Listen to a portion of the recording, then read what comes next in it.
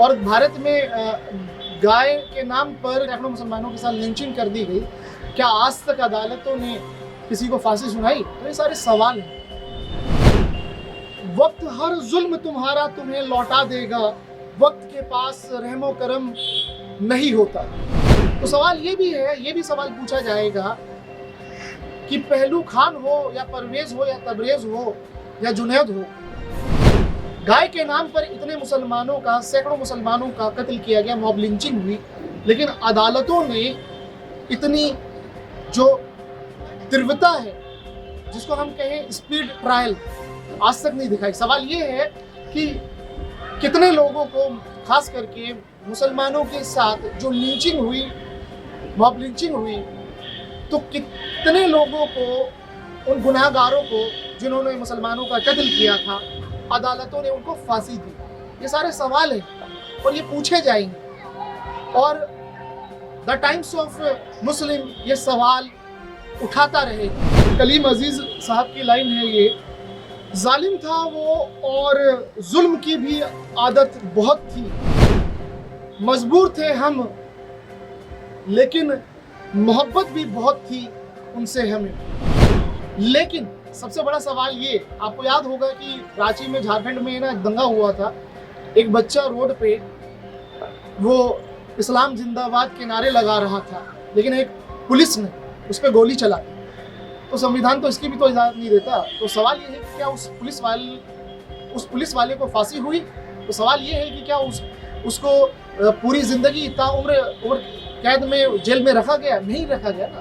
तो यही, इसी को तो इनजस्टिस कहते हैं। असमानता यहीं से तो आती है। संविधान आपका, भारत का कॉन्स्टिट्यूशन कहता है कि भाई सबके साथ समान व्यवहार होना चाहिए, समानता, इक्वलिटी होनी चाहिए, चाहे वो कानूनी समानता की बात हो या जो गुड लाइफ लिविंग की स्वतंत्रता, कहीं पे भी वो बिजनेस कर सकता है, कहीं पे भी कुछ भी कर सकता है। लेकिन ऐसा तो नहीं है ना, करे कोई और भरे कोई और। तो ये सारी चीजें हैं। हम आपको बता दें कि आज हम अपने भारत के, अपने इंडिया के 40 करोड़ मुसलमानों के लिए एक नए चैनल का उद्घाटन हम करने जा रहे हैं, लॉन्च हम करने जा रहे हैं। इसका नाम होगा द टाइम्स ऑफ मुस्लिम। क्योंकि अब टाइम आ चुका है, अब समय आ चुका है, अब वक्त आ चुका है कि बिना देरी किए हुए हम अपनी आवाज़ को बुलंद करें। और संविधान ने, भारत के कॉन्स्टिट्यूशन ने, कॉन्स्टिट्यूशन ऑफ इंडिया ने जो भी सिटीजन्स ऑफ इंडिया को राइट्स दिए हैं, चाहे वो किसी भी रिलीजन का हो या किसी भी कास्ट से वो बिलोंग करता हो, खास करके हम बात कर रहे हैं माइनॉरिटीज़ की, और माइनॉरिटीज़ में भी मुस्लिम्स की। तो आप देख सकते हैं कि पूरे भारत में इस वक्त क्या हालात हैं, वो आपके सामने हैं, कुछ भी आपसे छिपा हुआ नहीं है। अब सवाल ये है कि आखिर इतने सारे नेशनल मीडिया हैं, इलेक्ट्रॉनिक मीडिया हैं और प्रिंट मीडिया हैं, डेली न्यूज़पेपर्स हैं और वीकली मैगजीन्स हैं, तो फिर एक नए चैनल की या एक नए मीडिया हाउस की आखिर क्यों ज़रूरत पड़ी? ये बड़ा सवाल है। उत्तर प्रदेश के बहराइच में आपने देखा कि किस तरह से अदालत ने 8 से 9 लोगों को सज़ा दे दी, जिसमें से एक को फांसी दी गई, बाकी 8 लोगों को उम्र कैद की सज़ा सुनाई गई।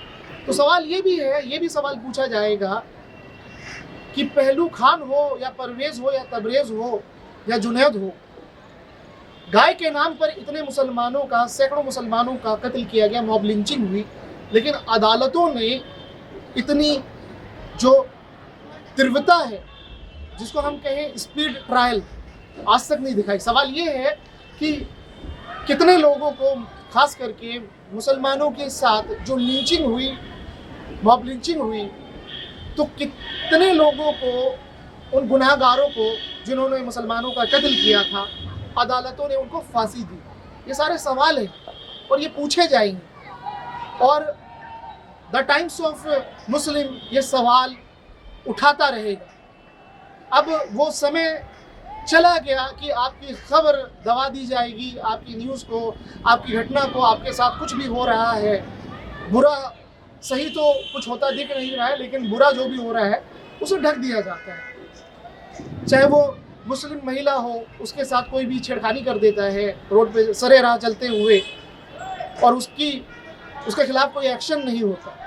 चाहे वो मुसलमान एक बुज़ुर्ग हो, ओल्ड एज हो, उसकी दाढ़ी खींच ली जाती है, उससे जय श्री राम बुलवाया जाता है, उससे वंदे मातरम ज़बरदस्ती कहलाया जाता है।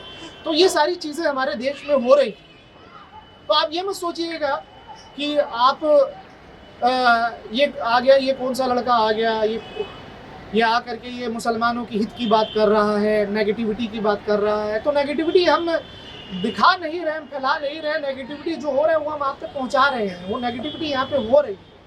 तो सवाल ये है कि किसी को दर्द भी हो सकता है, तो आप दर्द अपना पैरासीटामोल की गोली खा करके अपना दर्द मिटाइए। आपको अगर चुभता है तो उससे आप एक इंजेक्शन और लगवा लो, जो चुभन है वो दूर हो जाएगी। लेकिन जो ये दर्द है, अगर हम ये मुसलमानों की आवाज़ उठाएंगे, अगर आपको दर्द होता है तो हमें इससे कोई फ़र्क नहीं पड़ता। सवाल ये है कि भारत के जो ऑफिशियल 19 से 20 करोड़ मुसलमान हैं, उनकी आवाज़ कौन उठाए? ये सरकारी आंकड़े के तहत 19 से 20 करोड़ मुसलमान बताए जाते हैं, लेकिन एक अंदाज़ा है, मुस्लिम इंटेलिजेंसिया है, मुस्लिम पॉलिटिशियन है, कुछ और भी बहुत सारे स्कॉलर्स हैं जो मानते हैं कि भारत में मुसलमानों की आबादी 40 करोड़ है। तो 40 करोड़ मुसलमानों की आबादी जो है, उनकी आवाज़ तो कोई ना कोई उठाने वाला होना ही चाहिए ना। तो ये सारे सवाल हैं।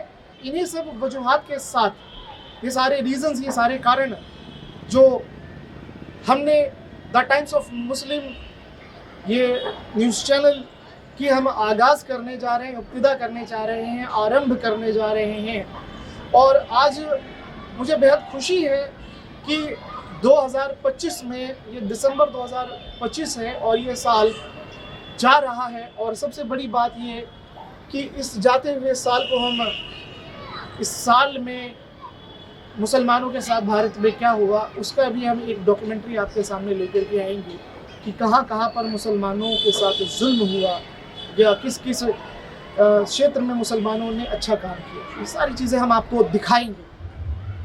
तो बहुत ही एक्साइटमेंट है। और सबसे बड़ी बात कि आपकी भी जिम्मेदारी बनती है।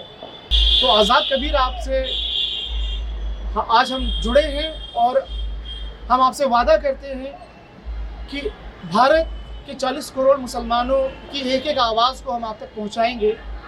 लेकिन इन सब चीज़ों के लिए हमें आपकी तरफ से हिम्मत चाहिए, क्योंकि हम अकेले नहीं चल सकते। अकेले इसलिए हम नहीं चल सकते क्योंकि आपका साथ हमें मिलना बहुत ज़रूरी है। आप भारत के 40 करोड़ मुसलमान जो हैं और जो दलित भाई,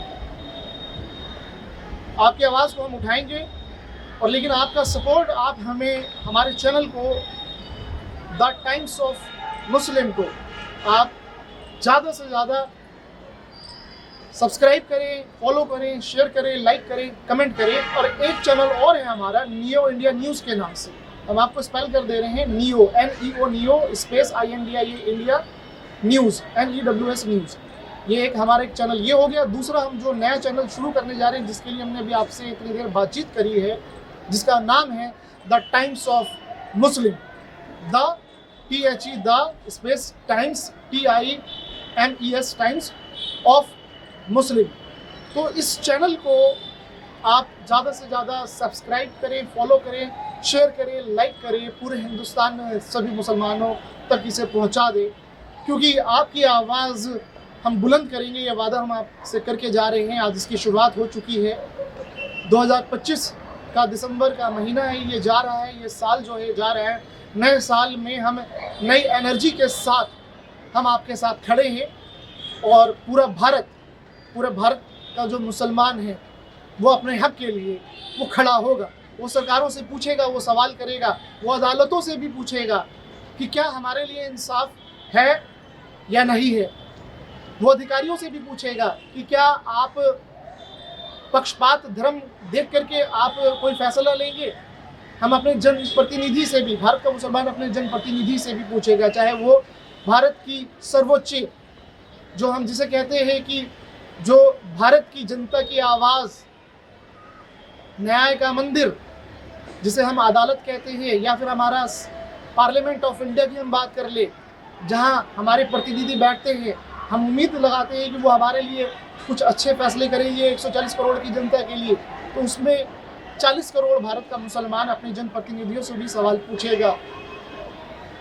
और हम अपनी विधानसभाओं की असेंबली जो असेंबली हमारी स्टेट की असेंबली है, किसी भी राज्य 28 राज्यों और 7 यूनियन टेरिटरीज की जो असेंबली है, उनमें भी हमारे बैठे हुए जितने भी एमएलएज हैं, विधायक हैं, उनसे भी भारत का मुसलमान सवाल पूछेगा। अपने हक के लिए मुसलमान अब उठेगा।